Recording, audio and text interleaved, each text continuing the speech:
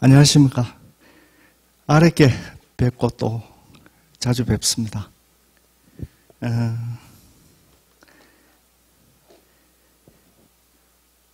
오늘은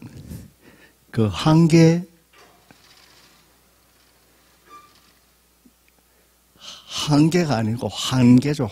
한계 이승희 선생의 생애와 독립운동, 여기에 대해서 살펴보기로 하겠습니다.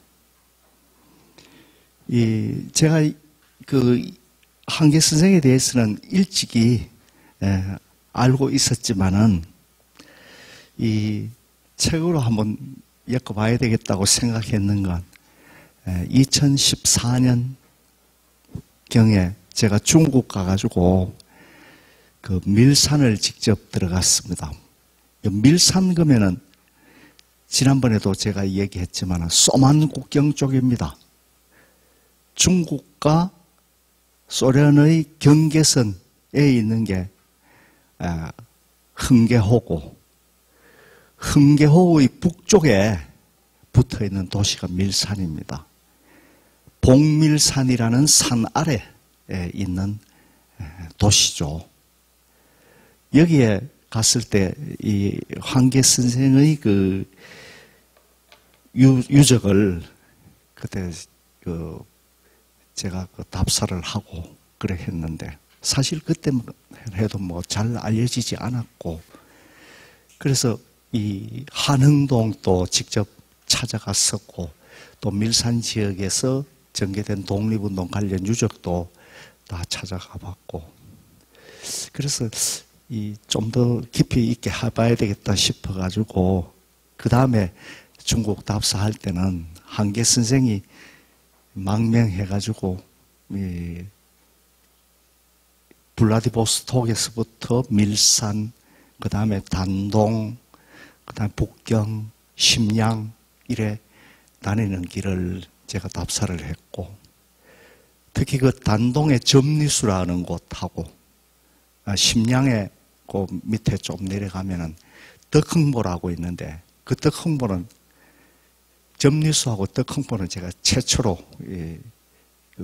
책에서는 언급이 되고 이랬지만은 가서 제가 직접 확인하고 그 지역을 찾아가지고 전부 다 확인을 하고 그렇게 했었습니다.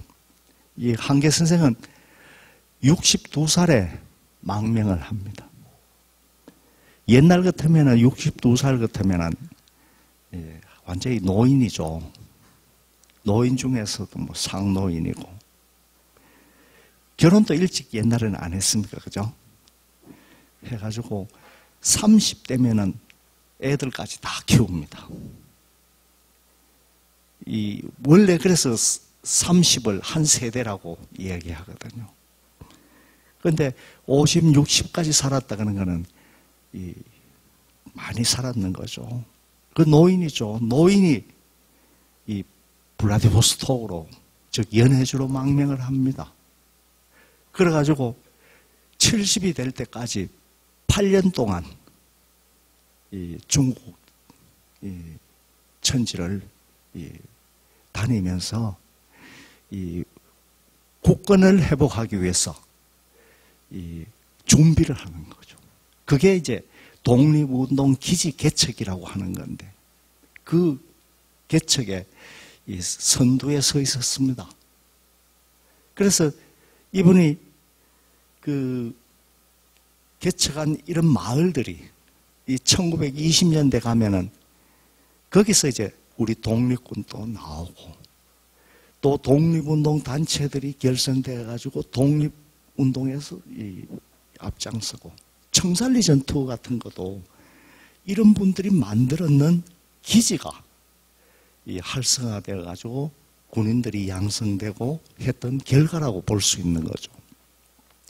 그래서 이 100주년을 맞이해서 이분의 행적, 지금까지 우리가 독립운동사에서 특히 무장투쟁에서 김장자진이라든가 홍범도라든가 이런 분들만 이야기를 해왔는데, 그 이전에 이런 유생들의 또 이름 없는 이 민초들이 만주로 가가지고 농사를 지으면서 자식 교육을 시키고 그 닦아놓은 터전이 바로 그 1920년 때부터 있었던 독립전쟁이라는 그런 상황에서 이제 기여를 하게 된다.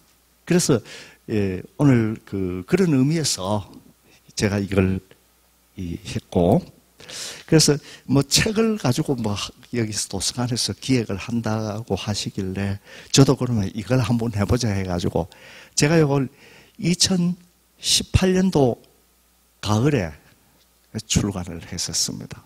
요 성주군에서 성주문화원에서 만들어줘가지고 했죠. 그래 2017년 가을에 그 말이 나와가지고 18년 제가 정확하게 말해서 12월 29일부터 이 책을 쓰기 시작했습니다. 그래가지고 1월달, 2월달, 3월달 해가지고 4월 4월 말쯤 돼가지고 이 책을 완성을 했죠. 그래서 나는 이 책을 쓰면서 나 이승희 선생에 대해 가지고 굉장히 많이 알고 있다고 생각하고 자료도 충분하다 생각하고 쓰기 시작했는데 쓰면서 자료를 찾아가지고 번역을 하고 하다 보니까 이승희 선생의 그 많은 자료 엄청나게 많습니다. 그 국사편찬위원회에서 1967년도에 이분의 그 모든 이 자료와 문집 이걸 이 10포인트 한자어로 이 바꿔가지고 책으로 묶은 게 이 거의 두께가 이만한 정도로 크기는 뭐 요만하지만은 두께가 이만합니다. 이걸 9권이나 출간했거든요. 9권 그러면 그 속에 깨알 같은 글씨로 해가지고 엄청난 자료가 있는데 이 유명한 유학자이고 만주에서 생을 마감한 이분에 대해서 지금까지 그렇게 관심이 없었구나. 새삼 느꼈는 게 이분 글 번역됐는 게 하나도 없어요. 그래가지고 고민이 억수로 되더라고. 야, 이걸 쓰긴 써야 되는데 이걸 번역을 또 해야 되나 싶은 거예요. 그래 이 책을 그걸 해가지고 하는데 이 번역해야죠, 아닙니까? 밤새워가지고 내가 했습니다. 그리고 하다 보니까 이 빠진 자료가 또 있어. 국사편찬위원회 이 책, 그 한계 유고 책 만들 때 이 일부가 돼가고 일부는 이 안 돼가는 그 편집글하고 이런 게 6,200건이 또 나오더라고. 6,200건.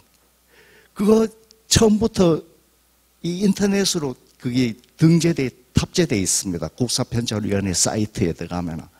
그거 제목만 보는데 일주일 걸렸습니다. 그래가지고 그거는 다 못 보고 내가 사실은 파악하고 있기 때문에 그 중심되는 사람들과 서로 오고 간 편지만 뽑아가지고 또 그걸 번역하는데 좀 이따 소개할 때 보면 알겠지만은 이 초서로 돼 있는 그 당시엔 전부 다 초서거든요. 그래가지고 그걸 전부 다 해서로 고치고 그래 번역을 하고 모르는 거 많죠. 전문가들한테 찾아다니면서 같이 읽고 그렇게 했습니다. 그래가지고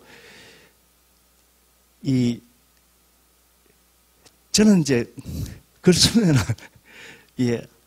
논문을 써놓고 이래 할 때는 그냥 하루 하지만은 쓰기 시작하면 그냥 후루룩 써보고 말는 그래가지고 수정하고 이래 하는데 그래서 이 4월 말까지 거의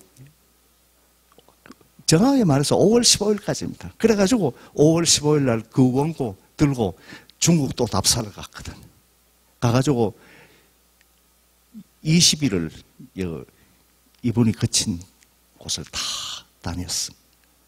다녀가지고 점검하고 그 다음에 와가지고 수정을 또 하고 해가지고 이 8월 말에 원고 넘겨가지고 인쇄를 9월, 10월 달쯤 돼가지고 9월 한 20일쯤 돼서 해가지고 11월 달에 이게 책이 나왔는데 그 사이에 또 엄청나게 또 많이 혼치고 그래가지고 나왔거든요. 나와보니까 이 다른 사람은 참 책이 내용도 뭐 그렇고 뭐 좋다 이렇게 하는데 사실은 내가 쓰는 사람이 잘 알잖아요. 더 좀 성의를 보였어야 되는 부분이 많은데 지금 또 그게 참 깔끔하고 그래서 이게 성주문화원에서 700건 인쇄가 됐어요. 내한테 20건 주더라고. 그래가지고 또 가가지고 뭐 옆에서 해가지고 한 5, 60건 내한테 와가지고 내가 아는 사람들 주고 이거 내한테 지금 뭐 이제 내 보관본밖에 사실은 안 남았고 근데 성주문화원에 이건 서울에서 내가 출판할 거니까 출판권 달라 이렇게 하기는 안 주려고 하더라고. 그거 안 주는 걸로 하겠습니까? 그래서 재판 한번 하자 이렇게 하기는 생각해보자 그러더라고.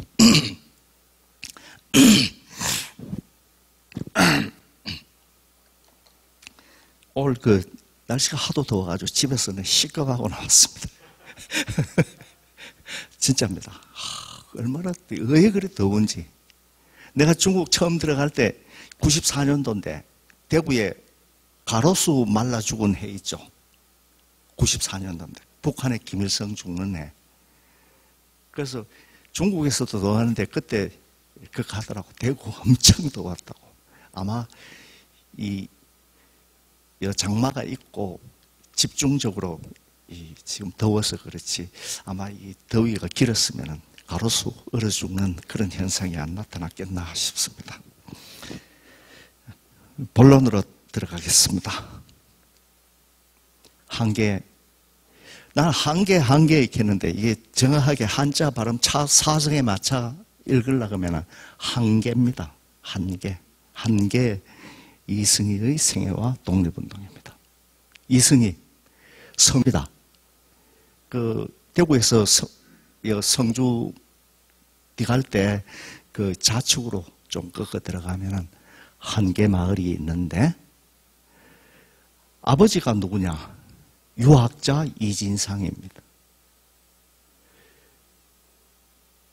그래서 이 어머니는 흥양이 씨고 또 나중에 결혼해서 여강이 씨와 결혼했는데 일찍 사망했습니다. 그리고 전희이 씨의 딸과 재혼을 했고 딸 하나, 아들 둘, 이기원, 이기인 아들 둘이 있었습니다. 이 기원은 큰아들이죠. 중국에 1908년 5월 달에 한계 선생이 망명하면서 집안 일을 큰아들한테 맡기고 갔습니다. 그래서 뭐 이 당시 그 한계 선생 같은 경우 집안이 뭐 크게 넉넉지 않았습니다. 그야말로 이 농사 지어가지고 먹고 조금 땅은 주변보다 다른 사람들보다 많았지만은 뭐 지주라든가 이런 상황은 아니었고 그래서 아들 이기원은 집에서 열심히 농사 지어가지고 아버지가 가면서 부탁한 집안의 정자 같은 것도 짓고 뭐 여러 가지 일을 많이 떠맡고 하고 나중에 아버지가 중국서 덕흥보에서 땅을 사가지고 농사지로 들어갈 때 아들한테 엄청난 요구를 하죠. 집에 있는 땅 다 팔아 올려라. 조상 모실 재우 다 파고 요것만 놔두고 다 팔아 올려라. 실제로 다 팔아 올렸습니다. 만주로. 그래가 땅을 사놓으니까 나중에 알겠지만 그 실패했거든요. 그래서 기인은 둘째 아들입니다. 아버지가 망명한 다음에 얼마 후에 몇 달 후에 따라 들어갑니다. 그래서 평생 동안 아버지 살아 계실 동안 아버지를 보필하면서 모든 굳은 일은 이 사람이 다 합니다. 이때 나이가 17인가 18 이랬습니다. 그래서 이 집의 가계도를 보면은 여기 보면은 이원조라 하는 사람이 있죠. 이원조라 하는 사람은 이승희의 작은 할아버지입니다. 그런데 요 집안에 이성문이라는 계열의 그 집안에 절손이 됐죠. 그래서 양자를 갑니다. 그래서 이 작은 아버지고, 그 다음에 그 조카로 이진상이 있었는데,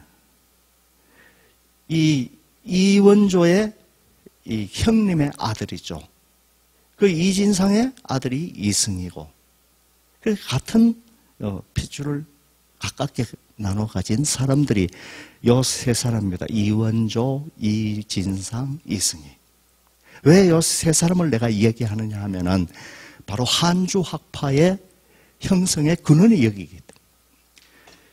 이원조는 굉장히 높은 벼슬을 합니다. 그 당시에 1800 연대부터 해가지고 한 1860년 70년까지. 이 당시 경상도 사람들은 서울에 올라가서 벼슬 하기가 굉장히 힘들었습니다. 왜? 숙종 이후에 경상도 사람들은 완전히 벼슬길이 끊겼죠. 그죠? 숙종이 이 장희빈 사건 때문에 경신 대출처기라고 하면서 서인들이 집권을 하면서 경상도는 완전히 전멸시켜버립니다.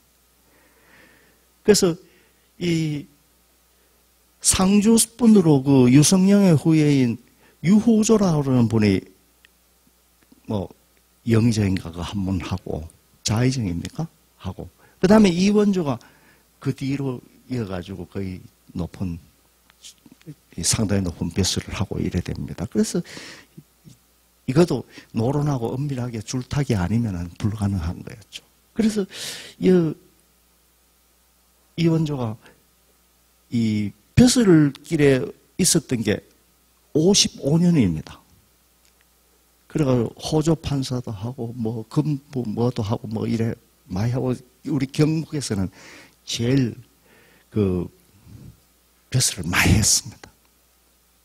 여담이지만은 경북에 내려오면 전부 다 이원조한테 유생들이 모이죠. 이원조가 70년대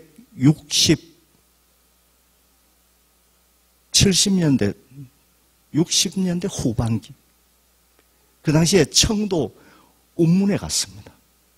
구경하러. 운문에 유명한 운강 박시묵이라는 사람이 청도 선마루 마을에 굉장히 만석군을 한다고 했는데, 그 집에 놀러 가는데 가가지고 한 2, 3일 머물면서 쭉 구경하고, 운문사에서부터 시작해가지고 운문 8경을 쭉 돌아봅니다. 그때 따르는 선비가 몇 명이었나? 70명. 선비만 70명이 따라. 그래서 그 사람들이 이 박시묵한테 가가지고 밥 얻어먹고 다 하고, 거기에 이제 글도 써주고 이래 쭉 하는데, 그 자료가 그 집에 다 있습니다만, 그만큼 이원조의 위세가 대단했습니다. 그래서 이 이원조하고 그 조카인 이진상, 이승희, 특히 이진상은 태계학통을 계승한 그런 학자로서 유명했는데, 이원조가 각처의 벼슬을 다닐 때 이진상이 따라다녔습니다. 그래서 각처에 가면은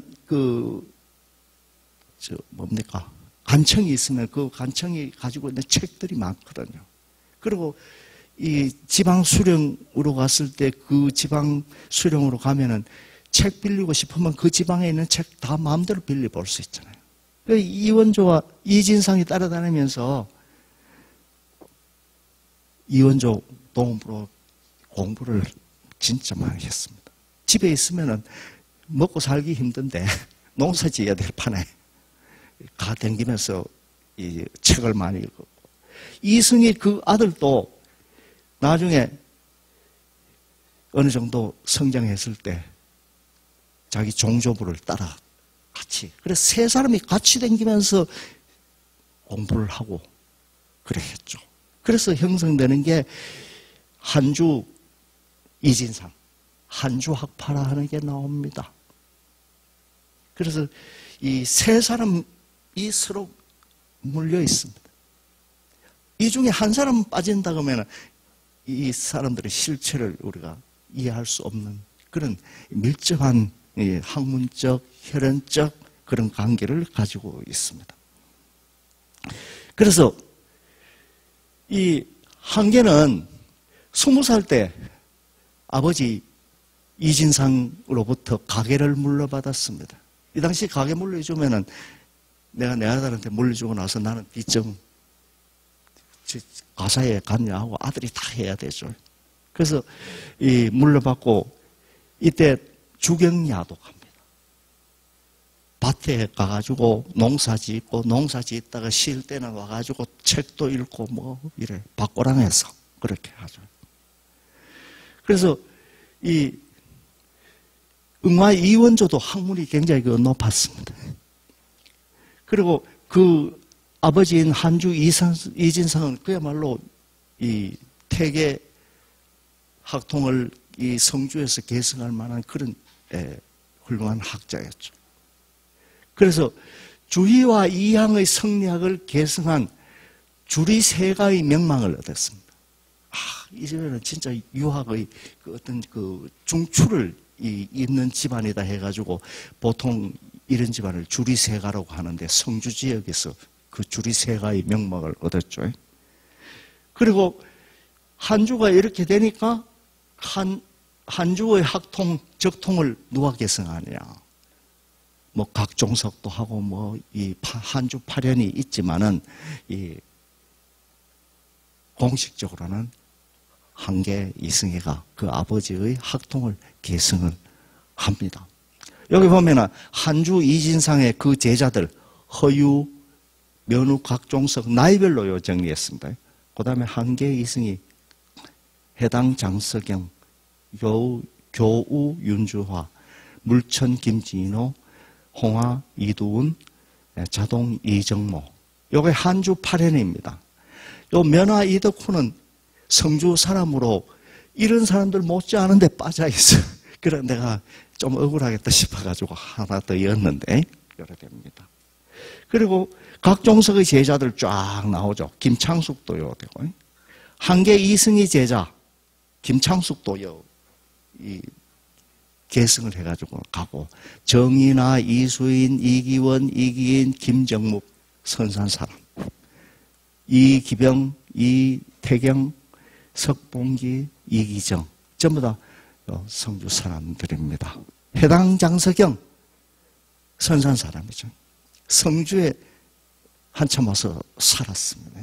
자기 스승의 그 어떤 그 가까이서 살기 위해서. 그래서 한계 이승희하고 해당 장석영이 굉장히 친합니다. 가장 가깝죠. 사돈간으로 연결이 되고 할 정도입니다.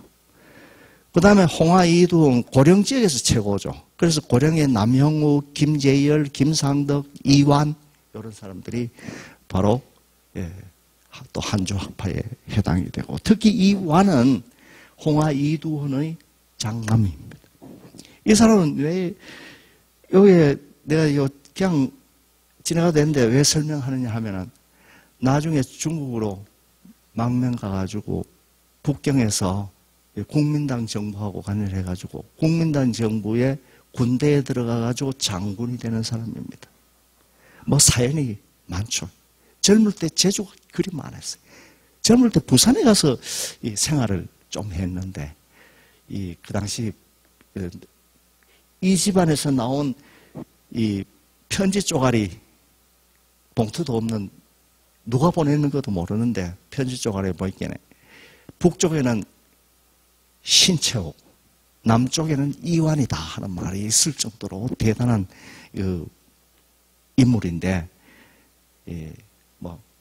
나중에 좀 가는 길이 별로 안 좋았습니다. 예. 예. 예, 맞습니다. 고령뿐이죠. 예. 한주학파의 홍하 이두원의 그 제자입니다. 홍하 이두원이 이런 사람들한테 너들 이 유학을 이제는 공부할 시기는 지냈다. 신학문을 해라 해가지고 합니다. 그래서 남영우 보성학교 가가지고 법률학 전공해가지고 보성학교 교수도 하고 또 대구에 내려와가지고 이 독립운동 관련해서 많은 활동을 하죠. 김재일은 또 그렇고. 전부 다 이거 하나하나 따지면 대단한 인물들인데 이거 설명할 기회가 아니고 넘어가겠습니다. 그래서 해당 장서경은 한계 선생 행장을 지을 때 부친 이진상의 학문을 개성했다 이렇게 했습니다. 대지와 대업을 발전시킨 것은 그 과정에 있었으니 선생의 아들이다. 그래서 특히 이 한계 선생은 이 부친 이진상이 성리학 대가로서 이 태계학통을 이었는데 태계의 심적 이설하고 약간의 이 일을 해석하는 방법의 차이를 가지고 있는 분이었습니다. 그래서 이 죽고 나가지고 이 문집을 만들어 가지고 이 안동 도산서원이나 이 경북 각처에 그 문집을 발송을 하고 나니까 도산서원에서는 이 책 못 받는다 이렇게 했습니다. 왜? 태계 선생이 이야기하는 이에 대한 해석이 맞지 않기 때문이다. 왜? 근본적으로 요새 내가 따져보면 같은데 해석해가지고 접근하는 방법이 약간 달라. 도남서원에서는 이 책을 발빠르게 불태워버립니다. 그래가지고 배척받는 상황에서 이 한계 선생은 아버지의 이 성리학을 이해시키기 위해서 각처를 다니면서 이 설득을 하는데 전력을 다합니다. 즉 이진상의 심적 리설을 깊이 이해하고 확신한 다음에 그걸 또 활동하고 아버지를 해명하는 과정에서 공부를 또 엄청 하죠. 그 과정에서 이제 한주학파의 적통을 개성한다.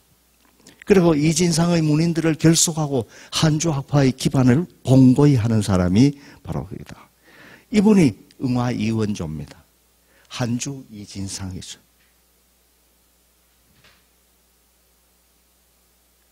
그래서 그 학문가 사상은 이원조와 이진상의 학문가 사상, 이 현실에 대한 실천적 삶을 개성을 하죠.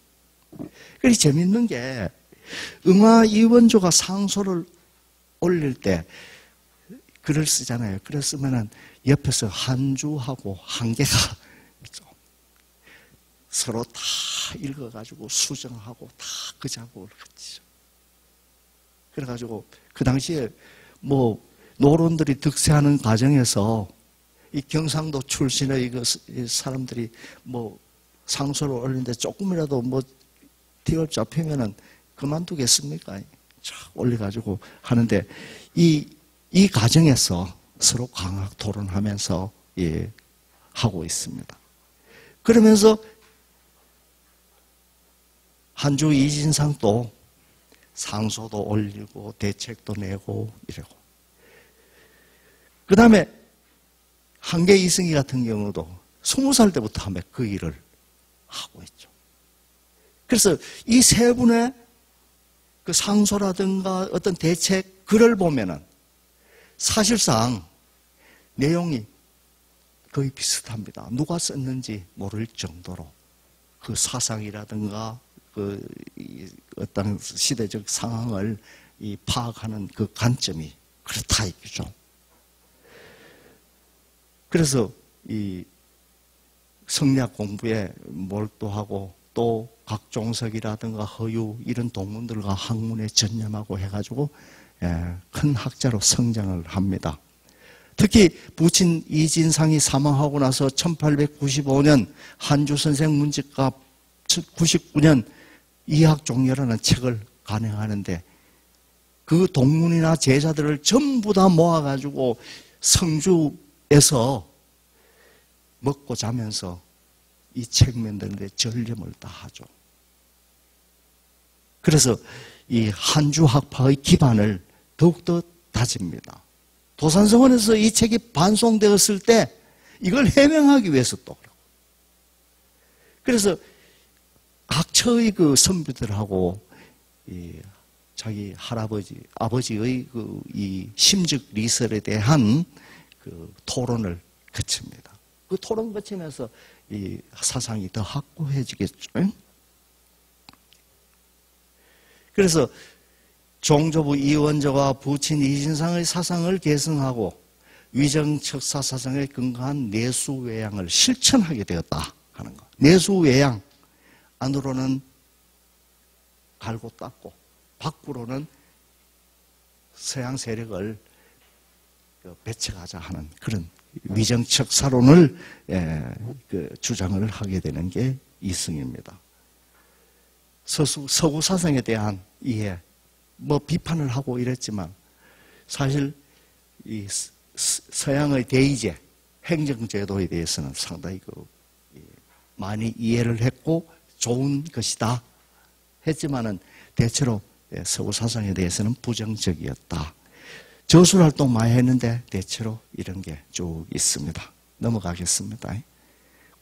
개항교의 위정척사, 자기 할아버지 하던 거, 아버지 하던 거 그거 계승해가지고 쭉 하죠. 이원조 같은 경우는 18세에 문과에 급제해가지고 57년인가 벼슬을 하면서 이 당시 벼슬을 할 때 서구 세력이 막 우리나라에 들어오죠. 그래서 척사통문 내는 것. 1839년 천주교 박해에 대해서 이때 옹호하는 그 글을 올립니다. 척사통문이죠. 그 다음에 1864년 동학 일어났을 때 대책이라든가 동학에 대한 어떤 비판적인 그런 문을 냅니다. 특히 그 1861년도에 경주 사람 최재우가 동학을 창도해가지고 이제 대구 형무소에서 사형이 되죠. 그 기간에 중요한 역할을 하고 있습니다. 그래서 이 동학에 대한 철저한 그 어떤 배척을 하는데 관여를 하고 있습니다. 또 1866년 미국 상수한 제너럴 셔문호가 우리 강화도하고 이 한강을 거슬러 와서 우리나라를 침략하지 않습니까? 이게 이제 이건 프랑스 병인 양요. 이거는 병인 양요 때다. 그래서 이때는 벼슬에 물러나 있을 때입니다. 성주 와 있을 때인데 정부에서 의병을 조직하는 게 좋겠다는 뜻을 전달받고 성주 지역에서 의병을 조직을 합니다. 군대를 조직하죠. 최초의 우리나라 의병이라고 할 수 있는데 일본에 대한 의병이 아니라 외세에 대한 의병이었죠. 그래서 군대를 조직하고 이 군대를 우리가 보통 민보라고 합니다. 이게 나중에 가면 동학을 톱을 하고 하는데 중요한 역할을 하는 요사이 말로 하면은 그 당시 정부군은 별로 거의 참 무용지물이었기 때문에 이 민보들이 결성돼 가지고 소위 말하는 향토를 방해하는 그런 역할을 하는 게 민보입니다. 이진상 병인양요 때 의병을 조직한 숙부 이완도를 도와서 창의를 하기도 하고 또 1880년에는 일본 영상관을 찾아가 가지고 충고를 합니다. 상호교린에 대해서. 일본이 우리하고 저걸 좀 잘하자면 잘해야 되는데 왜 이 모양이냐 하는 거죠. 그리고 중국의 하륜선을 타보고 이 중국 하륜선은 이미 서양의 방법을 채택해가지고 만든 그런 배거든. 다 보고 감탄을 하기도 하고요. 그 다음에 1881년 영남 만인소를 올리는데 성주 지역, 경북 그 서부 지역이죠. 영남 우도라고 하는데, 경북은 옛날에 영남 지방은 우도와 자도로 나눠져 있었죠. 그죠? 자도는 안동을 비롯해가지고 동쪽이고, 우도는 낙동강을 중심으로 해서 서쪽에 자도인데, 우도인데, 우도의 그 대표적인 인물로 영남 만인소에 참여를 합니다. 이미 이때 한주 이승은 나이가 꽤 됐죠. 그런 참여하는 역할을 대행하는 게 누구냐? 한계입니다. 맨 먼저 자기 종조부가 대원군한테 상소 올리고 할 그때 이승희도 대원군한테 상소 비슷한 걸 올립니다. 편지를 올리는데 내정 계획을 촉구하는 편지를 올립니다. 5가지 잘못된 것을 고쳐달라고 하는 거죠. 유교진흥, 호적정리와 조사, 토지제도 개혁, 인재선발제도 개혁, 군사제도. 그래서 젊은 유생으로서 20대죠. 경세에 관한 관심으로 충만해 있었습니다. 이게 이 한계 선생 문집에 나옵니다. 척양사소, 요거는 1881년 자기 아버지하고, 즉 한주 선생하고 영남 만인소 참여할 때 그 아버지를 대신해서 파견되고 글을 짓고 합니다. 그래서 이때 저 산양도의 소를 이 진상이 짓는데 이걸 가지고 산양으로 가고, 그 다음에 자기도 거기서 척사소를 짓고 이랍니다. 영남 만인소 뭡니까? 중국인 누구죠? 일본에서 조선 책략이라는 걸 지었는데, 우리 사신으로 갔던 박용호라든가 이런 사람들이 조정에 그걸 갖다 바치니까 전국 선비들이 이걸 불태우고 서양을 배척하자 해서 일어나는 게 1881년 신사척사소입니다. 이때 안동을 중심으로 해가지고 일어나가지고 이게 발전해서 서울로 올라가자 해가지고 모인 곳이 문경 예천 사이에 있는 산양이라는 곳이 있습니다. 거기에 다 모이는데 서울로 올라가는 바로 중심이고, 자도와 우도가 서로 만날 수 있는 가장 좋은 곳이죠. 여기에 이제 모였을 때 이 아버지를 대신해서 이승희가 파견이 되어가지고, 이 척사수,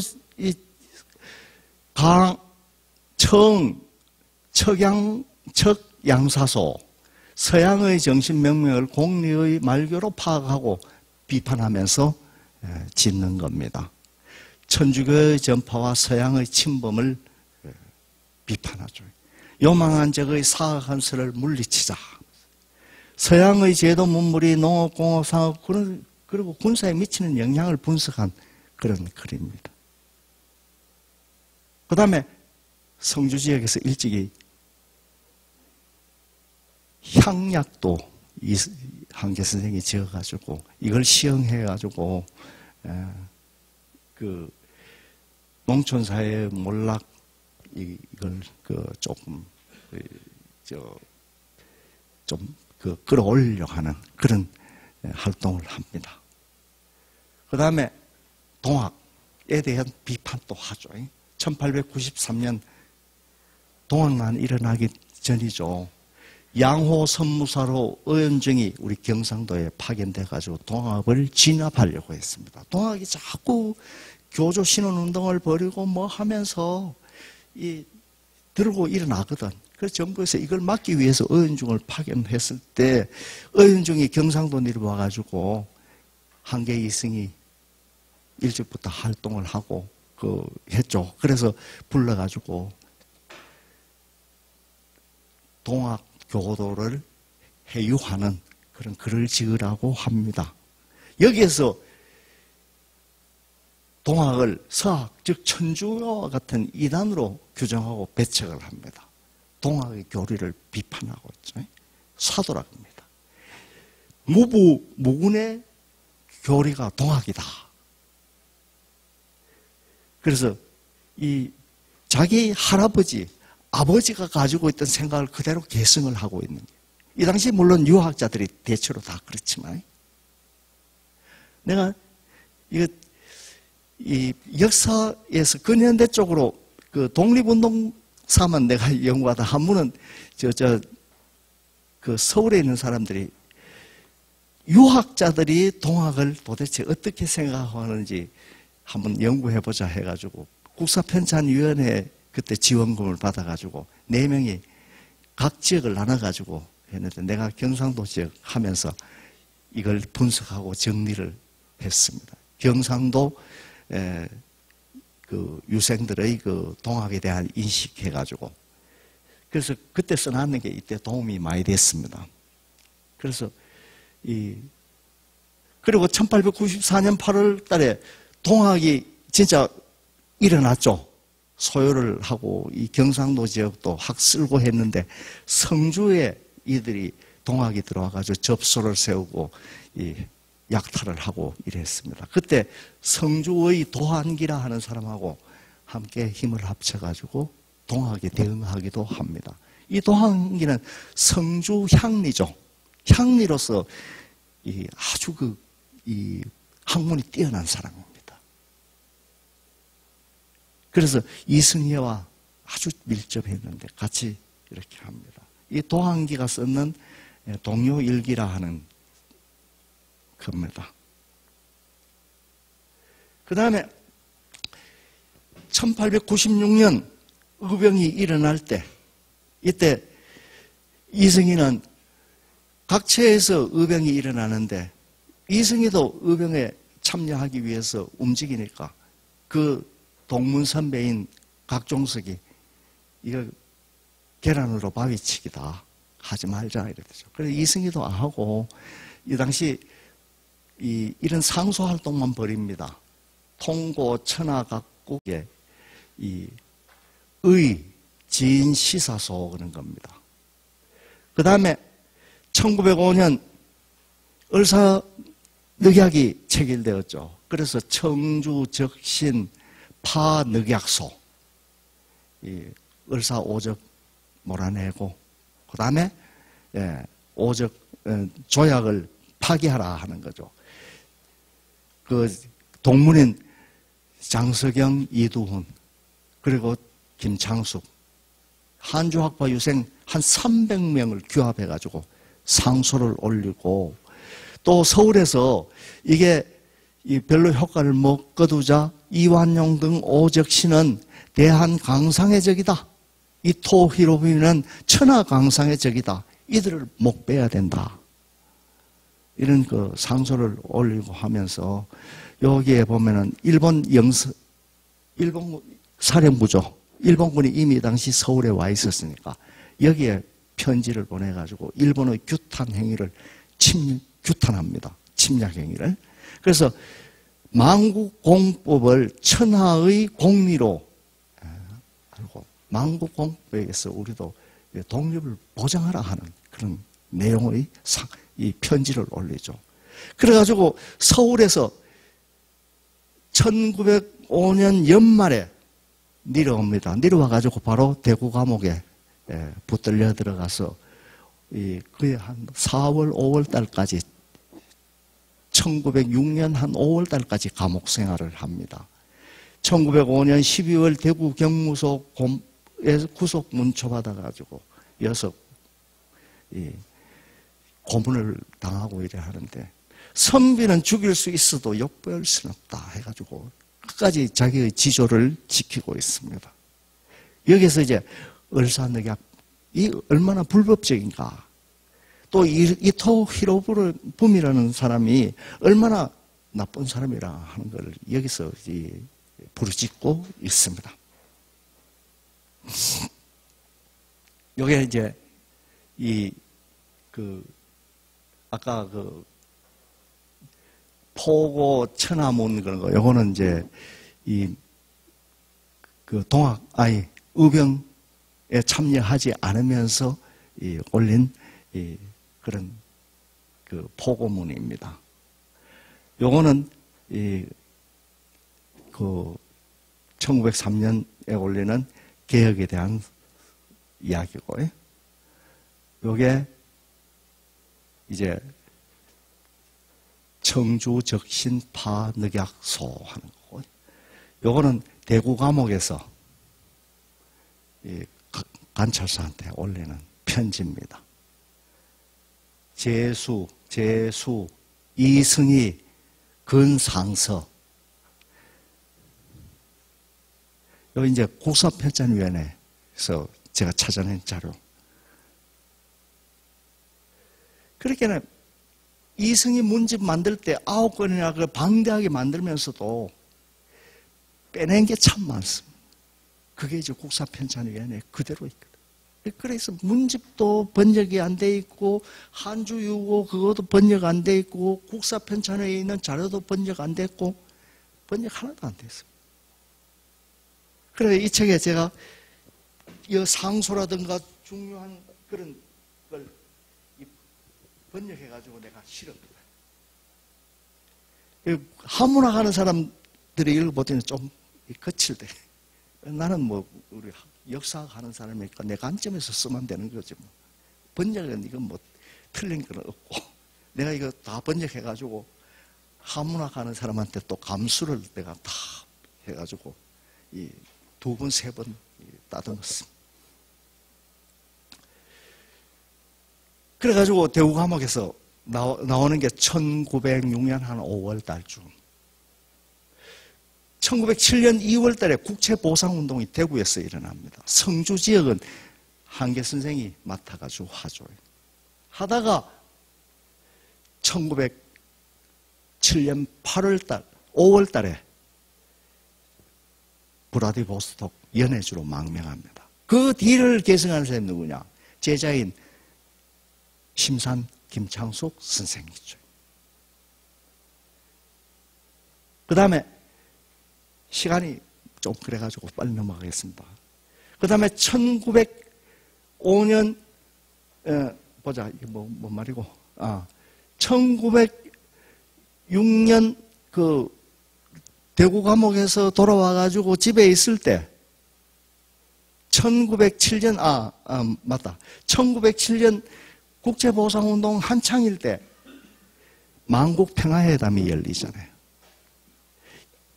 일본이 우리나라 을사늑약 체결하고 나가지고 이 1907년도에 이 정리칠조약을 체결합니다. 제2차 을사늑약이라고 볼 수 있는 건데, 여기서 우리의 국권을 대부분 장악하고, 그 다음에 우리 군대 해산시키고, 황제인 고종을 왕위에 황제의 자리에서 끌어내라 부르고 그 아들을 순종을 세우고, 이런 위급한 상황이죠. 그래서 이때 고종이 그거 앞이죠. 그거 앞입니다. 앞에 이제 그 헤이그에서 만국평화회담이 열리는데, 한계 선생이 이때 통고 만국정부문 해가지고 세계 열강에 그 편지를 띄우는 겁니다. 이게. 그래서 이 약육강식하는 열강중심의 국제질서 아래서 만국공법도 무력할 뿐이다 하는 걸 여기서 우리가 알 수가 있고요. 그 뒤에 이제 이거 하다 안 되니까 국제보상운동도 뭐 물려주고 떠납니다. 이게 1905년 8월 달이죠.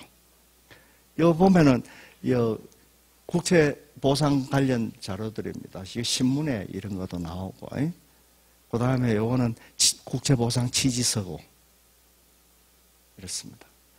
한 5분 쉬다가 요 중국 망명하는 거는 그 다음에 하겠습니다. 지금 8시 5분째인데 화장실 갔다 오시고 조금 쉬다가 한 5분에 시작할까요? 예.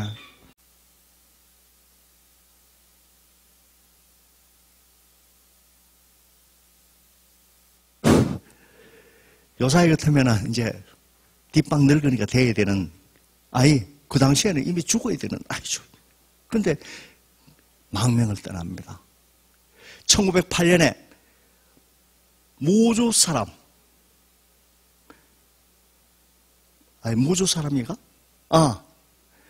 경기도 그 시흥 부천 이쪽에 사람입니다. 유원무가 주선해가지고 갑니다. 유한무에 대해서는 뭐 여기서 설명하려고 했겠네. 그렇고 인천 출신인데 러시아의 연해주 등지를 왕래하면서 국내 민족 지사들에게 망명을 주선하고 있던 사람입니다. 1907년도에. 이 사람은 여러분들과 백범 김구 알죠? 백범 김구가 치아포에서 일본 상인을 죽여버렸습니다. 예. 백범 김구가 사형당할 그 즈음에 김구를 구출하려고 특공대를 조직했던 사람. 그래가 가가지고 인천 그 형무소로 갔는데 김구는 이미 탈출해 버렸습니다. 그 김구를 데려다가 무주에 숨겨서 줬습니다. 김천 지뢰 저쪽으로 무주. 그때 유한무가 대구 왔다 갔다 하면서 이미 유한무는 러시아하고 연결되고 뭐 이래 해가지고 이승희한테 내가 러시아에 신문사도 만들어놨고 학교도 만들어놨다. 가가지고 하자. 그래서 이승희가 갑니다. 또 이때 저쪽에 영양 사람 그 이름이 생각이 안 나는데 그 사람도 이 유한무 이야기 듣고 가가지고 유한무가 써온 그 한국 학교 있죠. 학교에 교사로 가고 이래 합니다. 이때 가는 사람이 이승희 가고 그 다음에 장지연도 가고 그 다음에 이 사람도 가고 가가지고 처음 독립운동 기지건설에 참여를 하게 됩니다. 그때 1919년 5월 19일 음력으로 4월 20일인데 동문인 이덕후 그 다음에 제자인 정인아 이수인 이런 사람들과 부산에 성주를 출발해서 외관 그때는 이미 기차가 있었죠. 그죠? 그래가지고 성주 한계에서 조금 산만 하나 넘으면 외관이죠. 외관 가지고 기차 타고 부산 가가지고 부산에서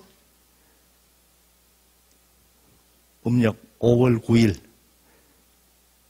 기선을 6월 7일 기선을 타고 6월 7일 날 블라디보스톡에 갑니다. 그래서 부산에서 출발해가지고 원산을 거쳐가지고 우리나라 성진을 거쳐가지고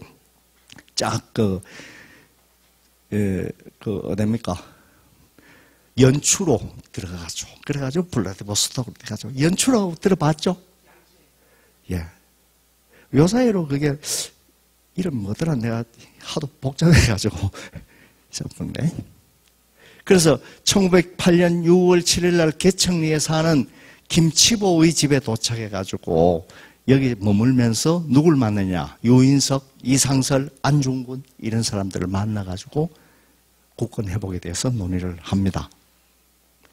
이상설을 통해서 세계 열강의 침략 전쟁과 만국 평화회의의 허상을 알게 되죠. 이상설은 바로 만국 평화회의에 참여했던 세 사람 중에 한 사람 아닙니까? 이상설이 만국 평화회의에서 이준 죽고 나가지고 러시아를 거쳐가지고 미국 거쳐가지고 이때쯤 블라디보스톡에 도착하는데 이승희하고 만납니다. 여기에서 이승희는 많은 걸 깨우치죠. 그래서 만국 대동의원 사의라는 글을 씁니다. 유교적 이상사회를 실현할 수 있는 대동사회를 여기서 부르짖고 있습니다. 이게 뭐냐?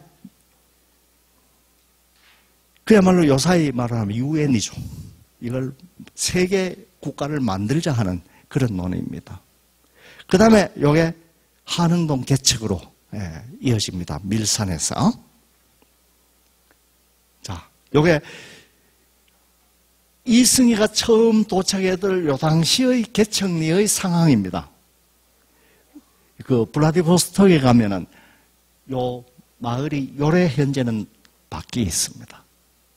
요래 바뀌었어요. 이름은 여기에 그 뭐라고 신한촌이라고 이야기를 합니다. 예. 현 하바로프스카야 거리 20번지입니다.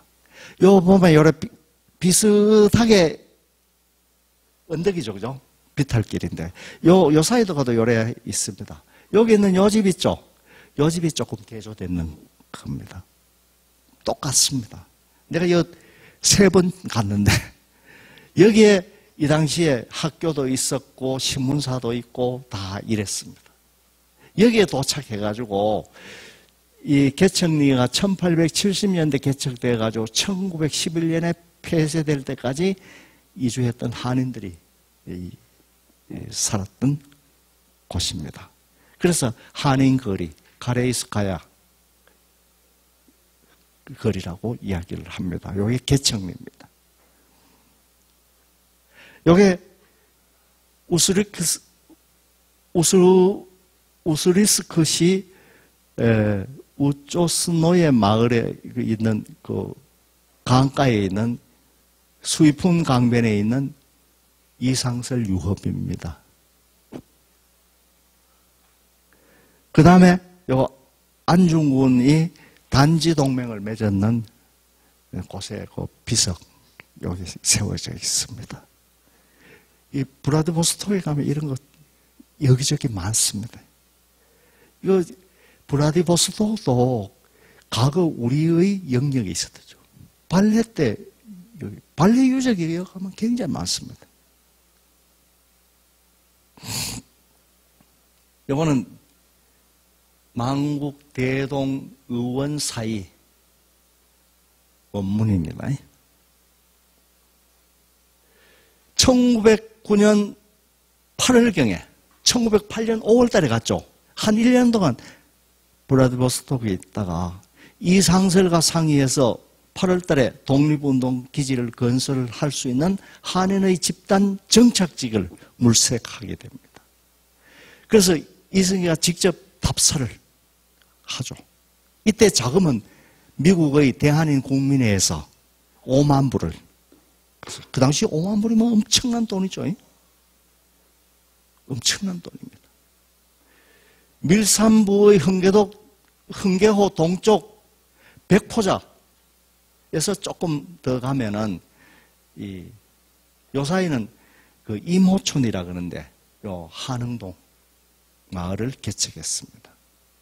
100여 가의 한인을 이주할 수 있는 그런 마을이죠. 왜 한흥동이냐? 한국을 부흥하는 마을이라 하는 뜻이죠. 이때 호도 바꿉니다. 처음에는 젊을 때부터 시작해 강제선생이라고 했죠. 사람들이 붙여줬는 강제선생. 얼마나 성격이 진짜 강했던지 강제선생이라고 했단 말이에요. 고집이 셌다 이 말이겠죠. 그래 이름도 한계로, 호도 한계로, 이름도 대하, 이대하라고 했습니다.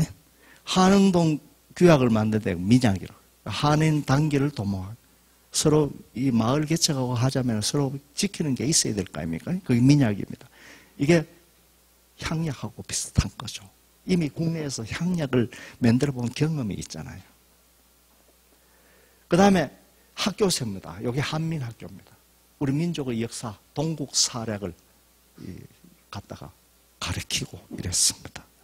그 다음에 유교의 실천 이념으로 일층명 55강 신목 이걸 만들어가지고 붙여놓고 아침 저녁 이걸 읽고 또 마을 사람들한테 이걸 읽도록 하고 그래 합니다.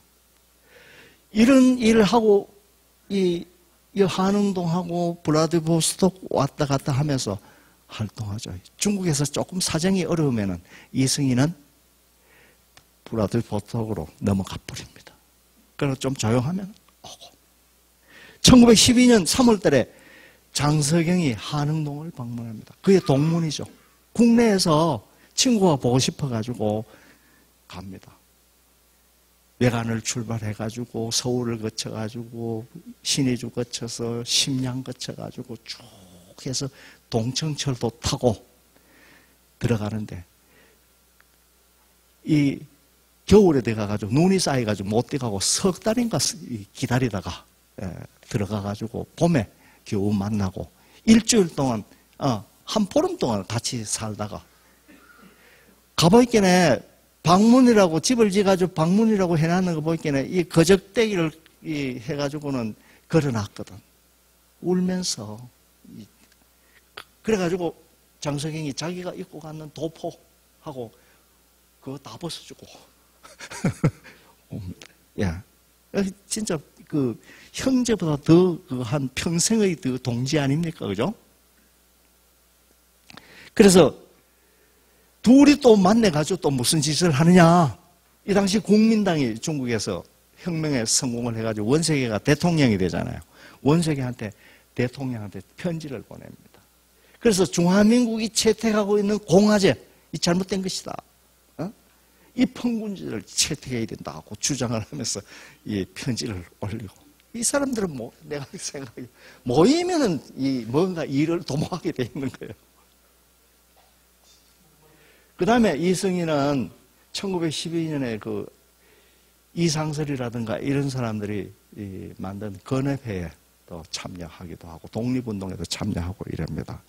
그러나 한운동 개척에 전력을 하죠. 그러나 독립운동 진영의 내분과 건협회 활동이 위축되면서 대종교 관련 사람들에게 이 한흥동을 넘겨주고 서간도 안동현 단동이죠. 요사이 단동입니다. 거기에 점리수라 하는 곳으로 와가지고 거기에서 망명한 유생들과 함께 또 농사를 짓고 이 독립운동 기지 개척을 위한 준비를 하고 있습니다. 그래서 넘어가겠습니다. 이거 밀산이죠. 지난번에도 내가 한번 보여줬는 그 사진 그대로 썼습니다. 이거 옥수수밭입니다. 이거 여기서 이래 보기 그렇지 엄청나게 먼 곳입니다. 사실은. 이게 이제 당백진이라는 이 중국과 현재 러시아의 국경이죠. 요게 이승희가 살았던 곳, 개척했던 요 마을입니다. 요게 마을 입구고, 요래 가면 옛날에 땅이 일궜던, 요 사이도 도자기 한국 그 질그릇 그 그릇 파편이라든가 이런 거, 그 다음에 그 뭡니까? 절구 나온답니다. 요거 이제 서일이 죽었다가는 심리화 여기고, 여기서 이승희가 썼던 그 민약 끄는 거 바로 여기고, 일층명, 오강신목, 그 다음에 요자기행, 요거는 동문인 친구 장석영이 자기 친구 이승희를 찾아가면서 쓴 일기입니다. 재미있습니다, 이거.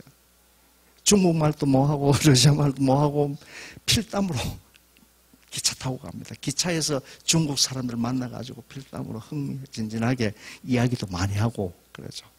돌아올 때, 심양 와가지고, 이 단동을 거쳐 서울 오는 기차를 타야 되는데, 잘못 탔어요. 그래, 어디를 갔느냐 하면, 요사이 청도 있죠? 예. 그쪽으로 가가지고 고생 찍자 하고 겨우 중국 관리의 도움으로 기차를 다시 돌아오는 걸 타가지고 칠곡 그 석전으로 옵니다. 그 이야기입니다. 재미있습니다, 이것도. 점리수. 여기에서 독립운동 기지도 만들고 한편으로는 공교회 운동을 여기서 본격적으로 벌입니다. 공교회. 국민당 정부의 이 종교화 정책에서 공교회가 이제 등장하거든. 그래가지고 여기서 쭉 합니다. 1913년 7월 밀산부를 떠나서 서간도 안동현으로 이주를 합니다. 안동현으로 가는데 영향을 준 사람이 누구냐? 장석영이다. 장석영이 밀산 가기 위해 가지고 압록강에 신의주 건너가지고 단동에 도착해서 며칠 묵으면서 점리수라는 마을을 방문하죠. 거기에 가보니까 우리 연세 지긋한 유생들이 모여가지고 농사 짓는다고 얼쩡거리거든. 누구냐?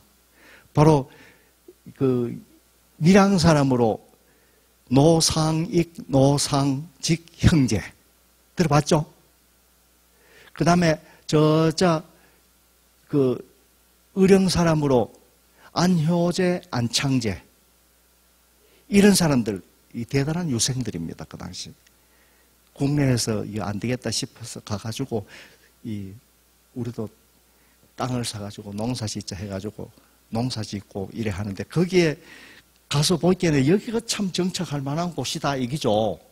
그래서 소개를 해가지고 1913년 7월부터 14년 1월 5일까지 6개월간 점리수 서구에 가가지고 같이 농사를 지으면서 공교 운동을 벌이고 있습니다. 요 다음에 가면 요 그림 나오고 결사록 나오고 하는데 망명유생들이 점리수의 서구에 마을을 조성하고 황무지를 개척하며 결사를 맺은 게 서구 결사록이라 하는 겁니다. 이 서구가 도랑이죠. 도랑. 근데 좀 이따 설명하겠습니다. 여기서 동삼성 한인 공교회를 결성을 해가지고 공교 운동을 시작해가지고 중국 공교 본부로부터 인정을 받습니다. 그래서 지부가 만들어지죠. 자, 요게 이 당시 점리수라 그러는 마을입니다. 여기에 산이 있죠, 그죠? 여기에 색색한, 좀 생생하게 그려져 있는 거는 바로 그 마을 뒤편산이고, 여 위에 삐쭉하게 나오고, 여 이래 흐릿하게 멀리 있는 거 있죠? 여기는 저 멀리에 있는 산들입니다. 그 밑에 있는 게 지도죠. 현재 요새 점리수 모양입니다. 이게 사진 한 장으로 다 못 찍어가지고 내가 갈랐습니다. 요거는 저 동쪽으로 마을이고, 요거는 그 뒤쪽에 서쪽 마을인데, 여기 비닐하우스 보이죠? 여기 보이죠? 요 사이로 요래 해가지고 도랑이 하나 흘러가고 있습니다. 요게 서구라 그러는 곳입니다. 나는 처음에 이 마을에 가보기 전에 서구가 큰 들판에 있는 우리나라로 치면 한 4가쯤 되는 줄 알았지만 그야말로 도랑이었습니다. 여기서 요 주변에 있는 요 땅 있죠? 산비탈에 붙어있는 땅, 또 도랑 옆에 있는 땅은 벼 심기 위해서 논 만들고 요래 해가지고 개척을 했습니다. 겨우겨우 이 땅 구해가지고 그래 농사죠. 중국 사람들도 우리 조선 사람들한테 그 당시 땅 함부로 안 팔았습니다. 겨우겨우 땅 구해가지고 농사 짓고 여기에 마을에 개척을 했는데 옛날에 이런 마을 이 산골에 살았다고 동네 사람들이 이야기를 하더라고. 그래서 여기에 보면은 여기에 이쪽 끝으로 고속도로 지나갑니다. 단동에서 저쪽에 어디고 저 밑에 지명을 잊어봤는데 거기서 해가지고 심양으로 가는 고속도로 있습니다. 여기 보이죠, 그죠? 이쪽에 있습니다. 이 안에 뒤가만 있고 여기 전부 다 넓은 끝이만한 한 뼘도 안 되는 그런 땅입니다. 여기서 농사 지어가지고 먹고 살고 이래 하는 거죠. 자, 이거 노상직의 그 증손자 노규현이라는 사람이 가지고 있는 거긴데 이걸 내가 구해가지고 이 마을 찾는데 3번 갔습니다. 처음에 가가지고는 여기에 점리소학교라 그런 게 있다 하는 걸 점리소라 그런 게 있긴 있구나. 2번째 가가지고는 그 입구 가서 얼쩡거렸다. 3번째 여행이 아는 사람이 저 안쪽에 그 점리소라 마을이 있다. 가가지고 이 지도하고 여기 있는 이 마을을 산하고 비교를 해보면 맞더라고. 처음에는 이 뒤에 점리수 뒷산이 아주 바위로 된 막 거창한 산인 줄 알았어. 그런데 유생들이 그 자기들이 동네 그림 그릴 때 그래도 거창하게 그리잖아, 그죠? 그런 것 때문에 여기에 요런 마을들 요 있죠. 요게 바로 여기에 있는 요런 마을들입니다, 사실은. 이거 내가 직접 찾아낸 겁니다. 요거 이제 공교회 취지서, 동삼성 한인 공교회 취지서. 여기에 보면은 이승희 있죠, 그죠? 그 다음에 정원아, 이승희의 제자 있죠? 그 다음에 노상직, 어디, 안 보이네, 여기는? 그 다음에 안효재, 최희동 요 사람 어디 사람인지 압니까? 이 동구의 동래동 사람입니다. 동구 알죠? 불로동 아니고 동래동. 반야월 뒤에 이 사과봉 밑에 올라가다 그쪽의 사람이죠. 예대희, 청도 사람. 청도 예시들 있죠? 예대희. 그 다음에 노상현, 노직현, 이런 사람들. 요 사람은 문경 쪽에 어디 사람이고, 서세충, 안동현에서 장사하던 사람이죠. 이런. 그 다음에 1월 5일 날 공교회 운동을 본격적으로 벌이기 위해서 북경으로 가죠. 북경에 가가지고 여기서 누굴 만나느냐? 이문치라는 사람을 만나요. 그래서 공교총회의 동삼성 한인 공교회 지회의 승인을 요청을 해가지고 한참 만에 공식으로 승인을 받습니다. 여기에 용태쿠라 하는 중국의 공교 운동을 하는 그런 이 학자인데, 이 사람한테 이승희하고 둘이 얘기해보니 이승희가 유교에 대해서 굉장히 해박한 지식을 가지고 있다. 그러지 말고 우리한테 종교 우리가 발전시키기 위해서는 학교도 설립하고 해야 되는데 교과서를 만들어 달라.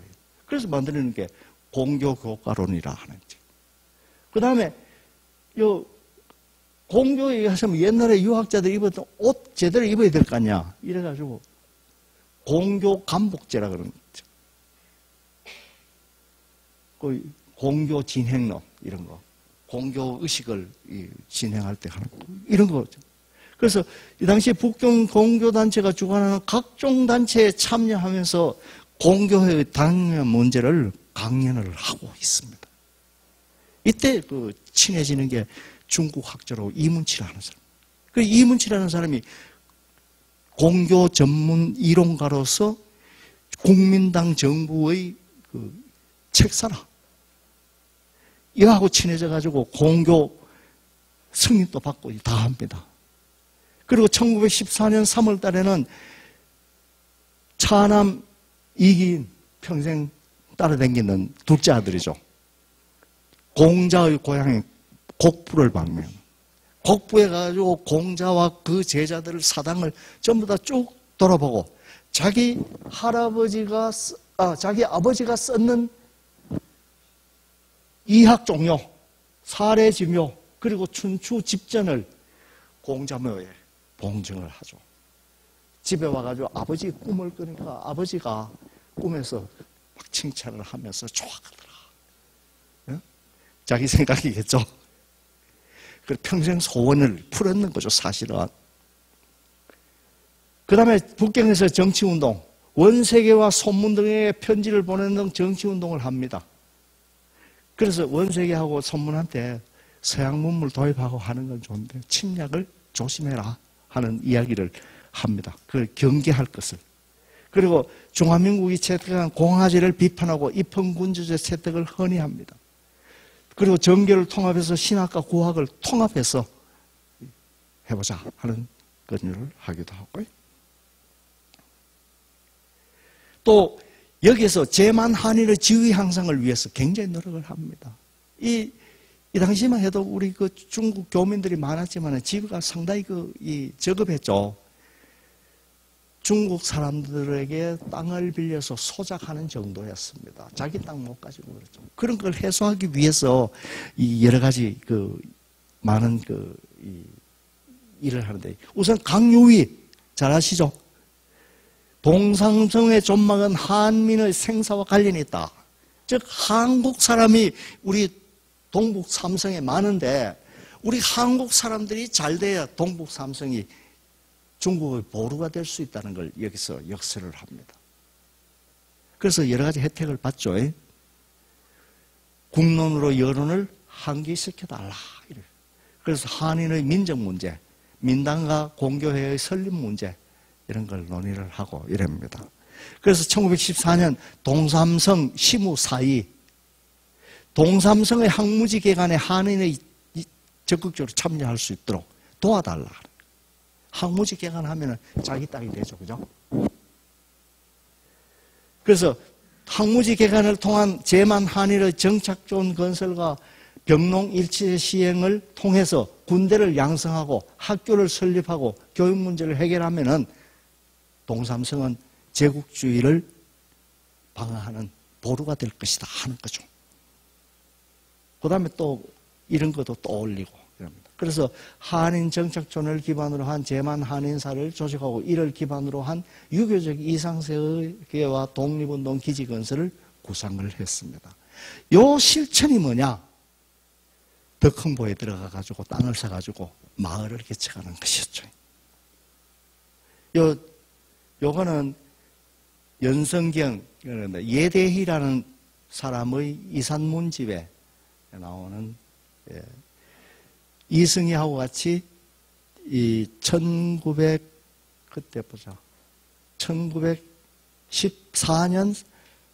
1월 5일 날 북경 올라갈 때부터 쓴 일기입니다, 요게.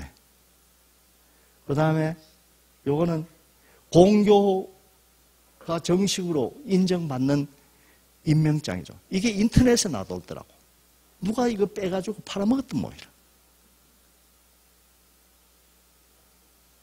공교 진행론. 그 다음에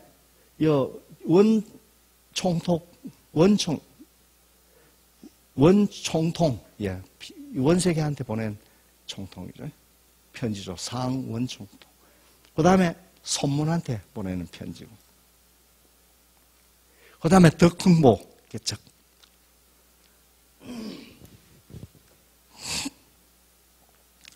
이 이승희가 북경에서 심양으로 오죠. 그 당시에는 봉천이라고 했습니다. 와가지고 처음에 어디에 정착하느냐? 서탑에 정착을 합니다. 1914년이죠. 여기서 공교회 운동을 벌입니다. 또 동삼성 한인 공교회 지부를 여기서 결성. 그래서 이걸 통해 가지고 한인의 지위 향상을 위한 활동을 이 당시에 벌이고 있습니다. 한편으로는 요중현 덕흥보에 항무지를 매업해서 이 항무지에 집단 농장을 설립하고 이것을 개척할 한인을 모집하기 위해서 개강교 교육을 실시했습니다. 이때 1914년 8월 달에 경남 함안 사람 조정규를 만나가지고 이 덕흥보 개척에 대해서 처음 논의를 합니다. 한인 집단 거주지를 건설하는데 여기서 개강교 교육을 우리 한번 잘해보자. 그래서 조정규가 심양에서 이승희 말 듣고 고향에 돌아와가지고 친척들하고 친척들 땅하고 다 팔고 소를 막 끌고 들어옵니다. 막 깽이하고 뭐 삽하고 이런 거 해가지고 엄청나게 해가지고 들어오죠. 이승희는 토지 281경을 사들입니다. 이 이제 8월 달에 이런 일이 일어나가지고 14년 한 12월 겨울에 이 땅을 사죠. 처음 봉천에 이 당시에 이승희가 여갔을 때 김창한, 건병아, 성종호, 이계동 이런 사람들이 처음에 이런 논의를 했습니다. 이계동이 누구냐? 석주 이상용의 동생이죠. 이봉희가 바로 이계동입니다. 처음 이 봉천성에 이미 이런 사람들이 많이 살고 있었어요. 여기에 참여한 사람, 이조정규, 이강용, 경북 저 안동의 구담 사람, 이계동, 석주 이상현 동생이죠. 정돈섭, 영주 이산 사람, 이우열, 자기 친구인 그 이덕후의 아들이 이우열이에요. 이현덕, 이성훈 뭐 이런 사람들. 자금조달은 조정규, 이계동, 정돈섭이 맡았습니다. 그래서 이 덕흥구는 현재 심양시 양사강진 덕흥부촌이라는 게 있는데 1914년 5월달 겨울에 땅 샀죠, 그죠? 15년 4월달에 이성희를 비롯한 망명요생들이 이제 땅을 개척하기 위해서 덕흥구에 떡 들어갔습니다. 이제 덕흥구 땅은 해동이 됐는데 가보이겠네. 이거 뭐 물바다가 돼 있거든. 어? 그래서 집단 농장을 만들어 독립운동 기지를 건설했던 계획은 완전히 무산되어 버렸어요. 이게 어떤 땅이냐 하면은 심양에 있으면 심양 서쪽으로 이 강이 흐릅니다. 강이 흐르는데 이 만주벌판에 그 심양 이쪽에 있는 물들이 전부 다 그쪽으로 통해가지고 흘러 빠지는데 겨울에 눈이 오고 막 해가지고 얼었던 게 봄이 되면 이 슬슬 녹기 시작하잖아요. 모이면 어디로 갑니까? 그리 다 모이버립니다. 가보니까 바다가 돼 있어요. 죽자고 돈 모아가지고 땅을 사놓으니까 현지 사정을 모르고 쏘갔어요. 그리고 이승희 같은 경우도 자기 아들 이기원한테 조상 모실 땅만 놔두고 전부 다 팔아올리라 했지 않습니까? 엄청나게 돈 들었다. 그 다음에 조정규도 자기 친척들까지 땅을 팔아가지고 전부 다 와가지고 이 땅 구해가지고 만들어나는 이 땅인데 진짜 이 가슴 칠 일이죠. 그래서 이 당시 70세의 노부였던 이성희는 눈앞에 직면한 절망적인 상황에 큰 충격을 받았어요. 뭐라고 하느냐? 편지, 누구한테 보내는 편지에 여생은 얼마 없고 세상의 일은 기다릴 수 없다. 그렇죠, 그죠? 이제 나이 70인데 죽을 날이 오늘 내일인데 덕풍보 개척에 전념했던 조정규에게는 걱정스럽기도 하고 민망했고 거기다 엎친 데 덮친 격으로 이 당시 봉천에 여간에 이승희가 묵고 있는 여간에 강도가 들었습니다. 그리고 항무지를 개입하고 남은 돈과 여러 사람의 영농자금을 몽땅 훔쳐가 버렸습니다. 이때 무슨 일이 있었냐 하면은 1915년도에 일본이 중국으로 진출하면서 중국과 맺은 15개의 조약이 있습니다. 15개, 15가지. 그게 쩍 체결나가지고 중국 사람들이 반대하면서 폭동을 일으켰죠. 심양에도 그 폭동의 여파가 맺혀가지고 이 폭동이 일어나고 하면 뭐 무법천지 안 됩니까? 이 도덕들이 극성을 부리는 거죠. 그래서 이승희가 묵고 있는 여관에 들어가지고 그 돈까지 몽땅 훔쳐갔습니다. 그래서 이승희는 다시 아들에게 영농자금 지원을 해달라고 요청을 하죠. 그래서 700원이 또 들어갑니다. 그 당시 700원 그러면 엄청난 돈이죠. 또 국내의 한주학파 동문들도 지원을 합니다. 고령을 비롯해가지고 이 동문들이 있는 곳에서 덕흥보계라는 게 만들어지죠. 만들어 돈 모아가지고 보내주고 이럽니다. 그래서 이 땅에 물에 잠기고 이랬지만 좀 남아있는 땅도 있을 거 아닙니까? 물 빠지면. 그래서 겨우겨우 거기서 농사를 짓습니다. 덕흥보의 항무지 개간과 한인 정착촌을 설립하는데 이기인이 이걸 맡아 합니다. 한국 교민들도 점차 참여를 합니다. 봉천 북문박 서탑의 일승전에 머물면서 공교회 운동에 하면서 정착촌 개척에 참여하고 그 이후에 요중현과 신민현 일대에는 한인 정착촌이 많이 생깁니다. 그래, 그 만주벌판에 이런 사람들의 희생 때문에 그런 한인 마을들이 만들어지고 그들이 나중에 독립운동의 독립군이 되고 각종의 그 어떤 단체를 조직해서 독립운동을 하고 그렇게 합니다. 요게 여기죠. 자, 여기 덕흥보라 그런 겁니다. 여기에 요 보이죠? 요 사이도 늪지입니다, 사실은. 이게 이리 쭉, 이건 고속도로를 해가지고 이리 가면 심양 들어가고, 그냥 이리 가면은, 요 심양이 여기 있습니다.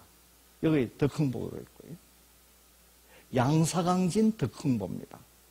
내가 이거 찾느라고 또 3번이나 안 갔습니다. 나는 여기 가가지고 이 덕흥보 마을 표지판 보고 내가 막 얼마나 좋았는지.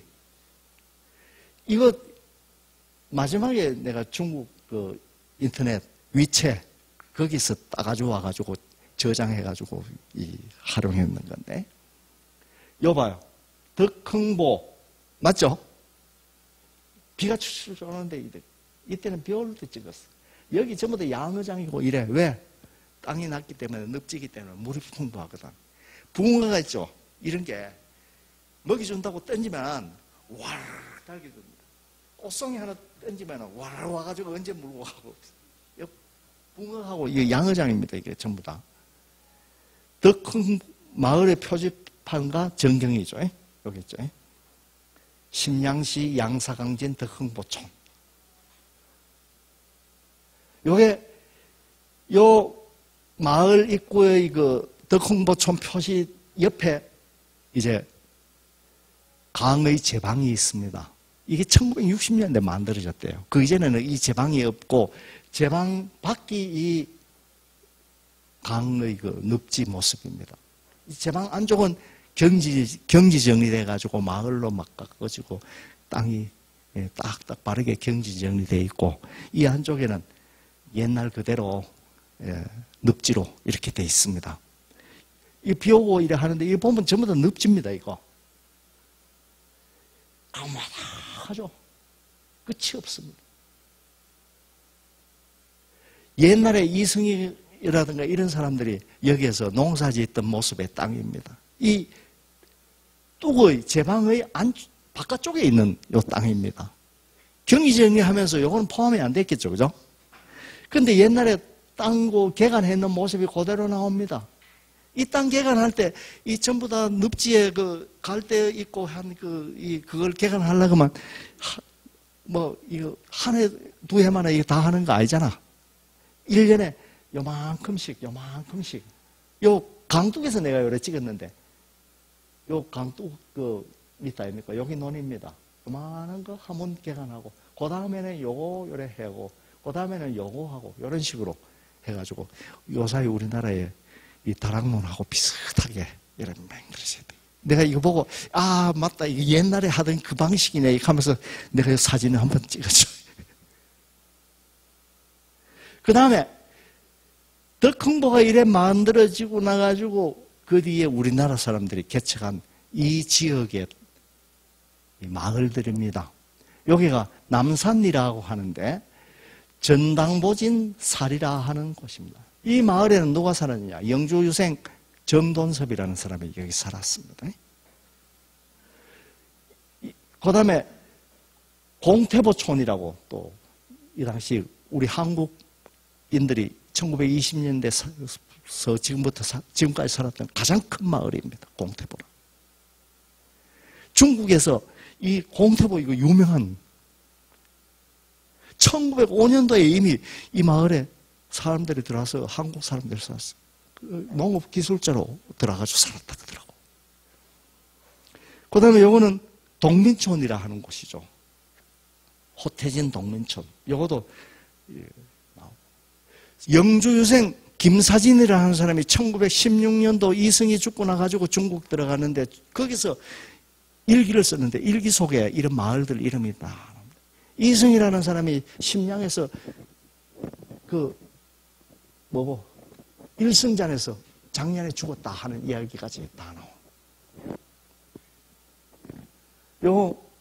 조가촌. 이것도 우리 한국 교민들이 살았던 마을이고, 정양촌. 이것도 나오고.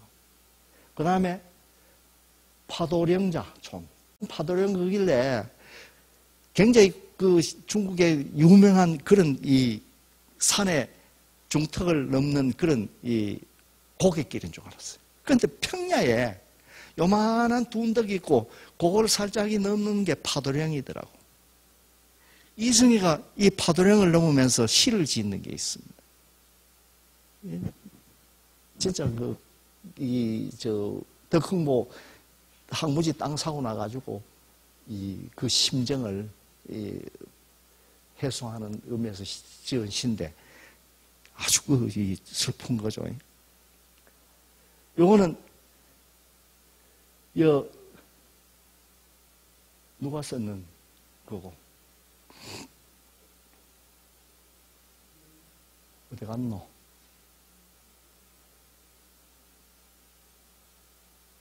조정규의 편지입니다. 조정규.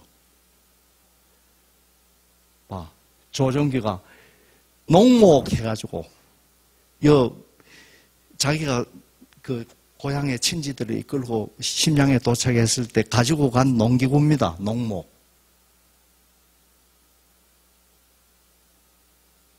약 뭐고? 38명이 이끌고 갑니다. 그 다음에 대우, 큰소, 항소 8마리. 그 다음에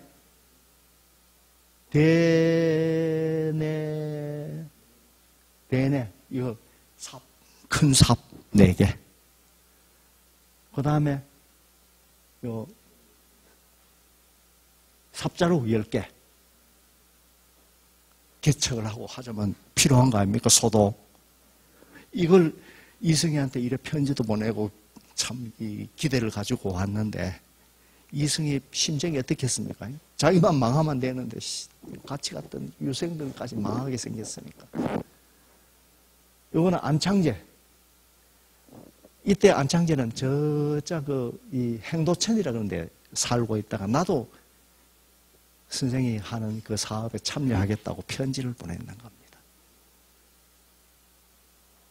요거는 홍화 이두훈 고령 사람인데 이완의 아버지죠. 여기서 고문서에서 나왔는데 덕흥보 전후 세음조 해가지고 세음조 그러면 요 세음이 뭡니까? 셈하는 거 있죠. 셈조입니다. 계산해가지고 장부입니다. 해가지고 덕흥보 전후 세음조 덕흥보에 개척하는 데 돈 보내는 거 나중에 보고받는 겁니다. 우리 돈을 이렇게 보냈다. 그러면 이기인이죠. 이승희의 아들 이기인이 장부 정리를 해가지고 이렇게 돈을 썼다 하는 걸 이 집에 연락을 편지를 보냈는 게 그게 나오더라고. 그래서 국내에서도 이 이승희의 그 한국 덕흥보 개척에 굉장히 관심을 가지고 돈을 모아가지고 보내고 이렇게 했었습니다. 그래서 이 당시에 이런 사람들이 가면은 마을이라든가 구원이라든가 이런 데서 지원이 엄청났죠. 그래 이래 하다가 1916년 3월 달에 여간에서 죽습니다. 서거하기 이틀 전인 3월 28일 문인 건병아한테 이야기하기를 나는 천하의 일을 마음에 품고 그대들과 더불어 한번 해보고자 했는데 이제 끝난 것 같네. 죽을 때를 알았겠죠. 이미 이때 감기가 들어가지고 이 중국의 그 감기 무서운 겁니다. 한 번 들면은 진짜 진기를 다 뺀다 그죠. 그래서 맨날 그 일기라든가 이런 거 보면은 감기 걸려가지고 고생하는 거. 겨우 하는 게 이 망명유생들 모여가지고 술잔 겨우르면서 신세를 한탄하면서 이 참 신세 타령하는 거. 이게 일기의 대부분을 차지합니다. 그러면서 3월 29일 아침에 일어나서 일층명을 낭송을 하고 아들이나 뭐 이런 사람한테 유언을 하면 나는 나라가 해방되지 않으면 죽더라도 일본이 지배하는 고국으로 돌아가지 않겠다. 마지막에 나의 목숨은 이제 어쩔 수 없다. 너희 형제들은 반드시 나의 뜻을 체득하여 항상 앞으로 나아갈 것만을 생각할 것이지 물러나려고 하지 마라. 이기인이라든가 이런 사람한테 하는. 그래서 죽습니다. 그래서 곧 국내로 연락이 돼가지고 들어옵니다. 이때는 이미 전보 체제 잘 돼 있죠. 바로 도착해가지고 바로 성주에서 사람들이 들어가면 장석영하고 막 들어갑니다. 들어가가지고 이승희는 나는 해방되지 않으면 돌아가지 않겠다고 했는데 이 뜻을 거스르고 국내로 반장을 합니다. 종질 이기정이 해당 장석영의 서신을 가지고 와서 반장을 합니다. 장석영이 갖는 게 아니고 이미 장석영도 나이가 많으니까 서신을 보냈네. 예. 안창제를 비롯한 한국 교민들은 반대를 했습니다. 왜 이승희 선생이 여기서 죽어도 안 간다 했는데 왜 반장을 하려고 하느냐. 그래서 대한한계 이선생이라는 명정을 걸고 외관까지 기차 타고 와가지고 성주로 운구가 됩니다. 그래서 5월 29일 살림장을 치렀습니다. 사정상 전부인 여강 이시의 묘와 합장되어 있습니다. 전부인, 현부인 앞에 묘가 두 자리 있고 이승희 선생 묘 있고 이렇죠. 요게 한계 이승희 선생 묘입니다. 묘 있고 요 앞으로 부인들 두 사람 전부인 일찍 죽은 부인 있죠. 그 다음에 후처 부인 묘가 있고 이거 찾느라고 또 애먹었다고 동네 사람들도 모르더라고. 참 묘는 처음에 잘 만든다고 잘 만들었는데 집안에서 더 이상 가꾸지는 않았어. 그래서 내가 이거 하느라고 답사 좀 많이 했어요. 많이 해가지고 참 자부심이 있는 책인데 이게 인쇄를 너무 적게 해가지고 행사하는데 거의 다 섭두고 내한테도 옳게 안 주더라고. 그래가지고 이 학계에 좀 많이 못 돌렸어요. 그러니까 내가 아까워가지고 내가 인쇄학계 하자 이렇게 할게네. 하려고 하더라고. 판건 자기들 써먹지도 못해. 판건데 이거 안 줄라 하더라고. 그래서 알았다 이거 알았습니다. 그래가지고 이거 하면서 내가 겨우 경비 좀 받아가지고 썼어요. 돈 못 벌었습니다. 내 답사하고 했는 돈 정도? 그 정도밖에 못 받았어. 원고를 옳게 못 받았어요. 냉주 신경이 좀 막 나더라고. 자, 하여튼 거의 2시간 동안 이래 열심히 들어주셔서 이 무더위에 고생 많으셨습니다. 다음에 또 언제 기회가 있으면 더 재미있는 주제를 가지고 한번 해보겠습니다.